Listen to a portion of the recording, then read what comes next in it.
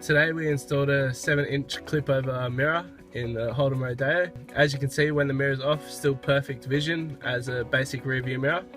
Put the car in reverse with an automatic switch.